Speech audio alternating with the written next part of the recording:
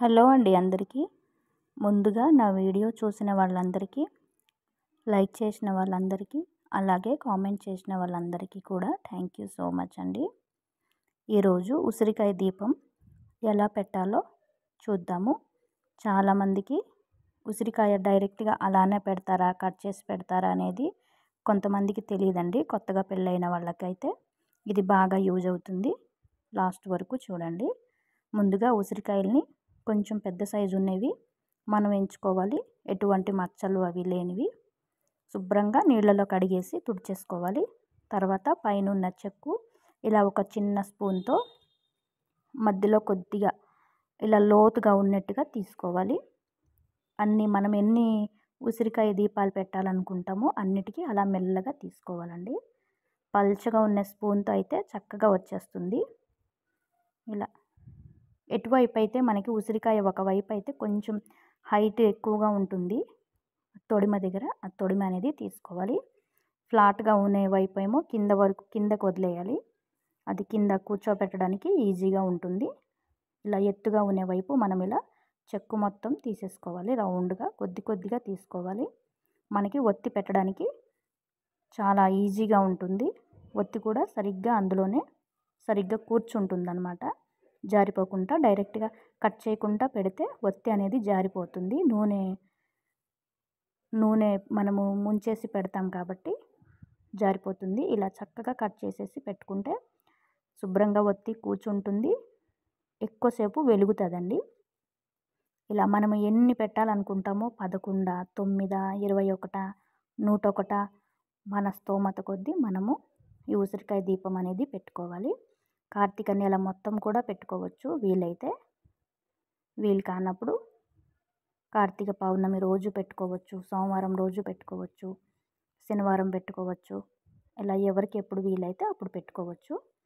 మనం పొద్దున్నే పెట్టుకోవాలనుకుంటే రాత్రి ఇవి రెడీ చేసి పెట్టుకోవాలి. ఎందుకంటే మనం పొద్దున్నే 4 గంటలకల్లా స్నానం చేసి దీపాలు వెలిగించేస్తాం కాబట్టి కార్తీక పౌర్ణమి రోజు. అందుకని ముందు రోజు నైటే ఇలా ప్రిపేర్ చేసి పెట్టుకోవాలి. అన్ని ఉసిరికాయలన్నిటికీ చక్కగా ఇలా చెక్కులు అనేవి తీసుకొని పక్కన పెట్టుకోవాలి. ఒక్కొక్కటిగా కట్ చేసుకోవాలి. మెల్లగా ఫాస్ట్గా చేసేసినా సరే ఒక సైడ్ మొత్తం వచ్చేస్తుంది. అలా నిదానంగా పట్టుకొని తీసుకోవాలి. మచ్చలు అవి లేనివి చూసుకోవాలండి. చక్కగా ఈ విధంగా ఎవరికైతే అందరికీ తెలిసే ఉంటుంది. తెలియని వాళ్ళ కోసం ఈ వీడియో యూజ్ అవుతుందండి. తప్పకుండా చూడండి. ఇలా అన్నీ రెడీ అయిపోయాయి కదా మనకి. ఇప్పుడు ఇలా రెడీ అయిపోయిన తర్వాత చక్కగా మనము గంధం బొట్లు పెట్టుకోవచ్చు. నీట్గా మనకి ఎలా కావాలంటే అలా గంధంతో కుంకుమతో బొట్లు పెట్టుకోవచ్చు. ఒక ఉసిరికాయకి 3 బొట్లు పెట్టుకొని దానిపైన గంధం పూసుకోవచ్చు. ఈ విధంగా ఉసిరికాయ చుట్టూ కూడా ఇలా ఒక్కొక్కటి గంధం చుక్కలు అనేవి పెట్టేసుకోవాలి.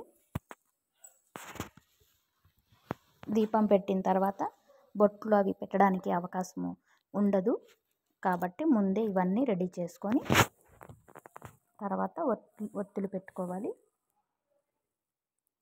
చక్కగా గంధము కుంకుమ బొట్లు అనేవి పెట్టుకొని ఒక ప్లేట్లో పక్కన పెట్టుకోవాలి.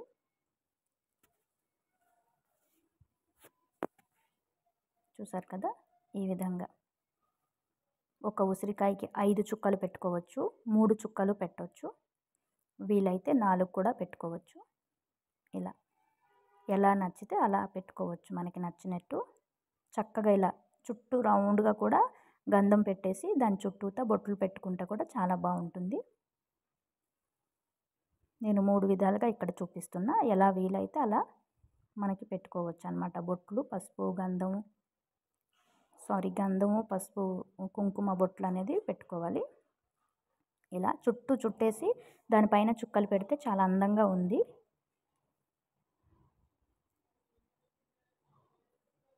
రెండు రకాలు చూపించాను కదా. ఇప్పుడు నేను చుక్కలు పెడుతున్నా. ఫస్ట్ అయితే 5 చుక్కలు 4 చుక్కలు అలా పెట్టేసి ఇప్పుడు దీనికి 3 చుక్కలే పెడుతున్నా. 3 చుక్కలు పెట్టేసి దానిపైన కుంకుమ పెట్టేయాలి. ఏది ఈజీగా ఉంటే ఏది బాగుంటే చూడడానికి అలా పెట్టుకోవచ్చు. సింపుల్గా ఇలా పెట్టుకోవాలండి. ప్రతి ఒక్క ఉసిరికాయకి గంధం రాసి బొట్లు పెట్టుకోవాలి. అలాగే మిగిలిన అన్నిటికి కూడా గంధం రాసి బొట్లు పెట్టేసుకోవాలి. ఇవన్నీ కూడా రెడీ అయిపోయేవి. ఇప్పుడు ఒక మంచి తమలపాకు తీసుకోవాలి. శుభ్రంగా కడిగేసి ఒక బట్టతో తుడిచేసి దానిపైన గంధం చుక్క ఇలా పెట్టేసుకొని స్వస్తిక్ రాసుకోవాలండి. మనము ఏది నచ్చితే అది రాసుకోవచ్చు. స్వస్తిక్ రాసుకోవచ్చు, ఓంకారం కూడా రాసుకోవచ్చు, ఏది వీలైతే అది. నేనైతే దానిపైన స్వస్తిక్ గుర్తు అనేది వేస్తున్నా.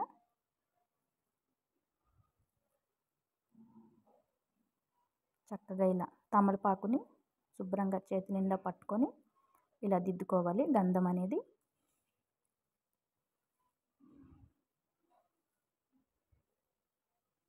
సన్నగా దిద్దుకోవాలి.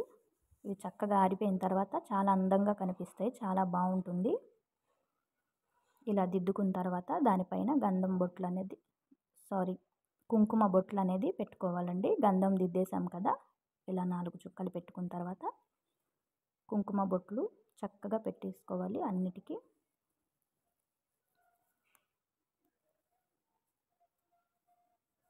మధ్యలో పెట్టేసి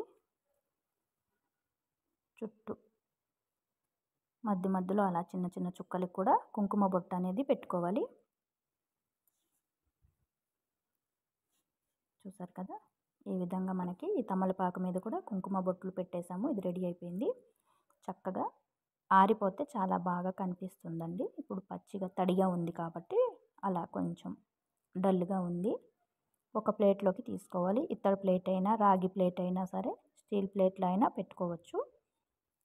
ఇలా ఆకుపైన ఒక్కొక్కటిగా అన్నీ మనము రెడీ చేసి పెట్టుకున్న ఉసిరికాయలు అనేది అమర్చుకోవాలి. ఎన్ని పెట్టుకున్నా సరే మన స్తోమత అండి, ఇన్నే పెట్టుకోవాలని లేదు.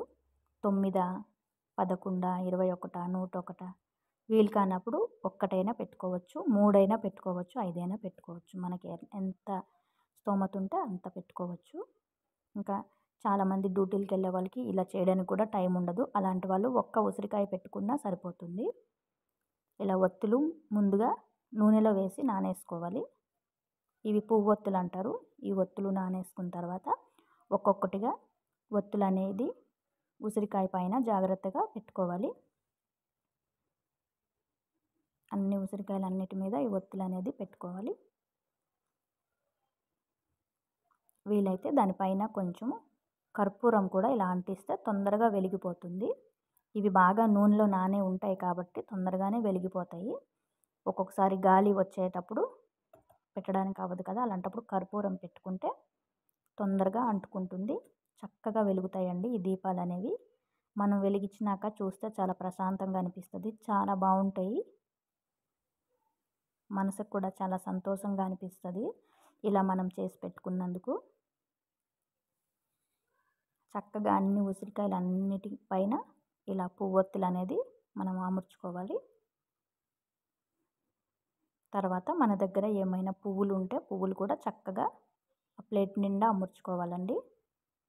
నా దగ్గర కొద్దిగా మందార పువ్వులు ఈ రోజుకి అందుబాటులో ఉన్నాయి. అలా పువ్వులన్నీ పెట్టుకోవాలి. ఇంకా గులాబీ పువ్వులు రెక్కలు ఉంటే కూడా చక్కగా ప్లేట్ మొత్తం వేసుకుంటే చాలా అందంగా కనిపిస్తుంది. ఇలా పువ్వులు మొత్తం పెట్టుకోవాలి. కొద్దిగా మందార పువ్వులు, దేవగన్నేరి పువ్వులు నా దగ్గర ఉండేవి, నేను అవే పెట్టుకున్నా. ముందు రోజు ఇలా రెడీ చేసి పెట్టుకుంటే మనకు పొద్దున్న లేచినప్పటికి తొందరగా అయిపోతుంది. ఇంకా పొద్దున్న లేచి ఇవన్నీ చేయాలంటే టైం సరిపోదు.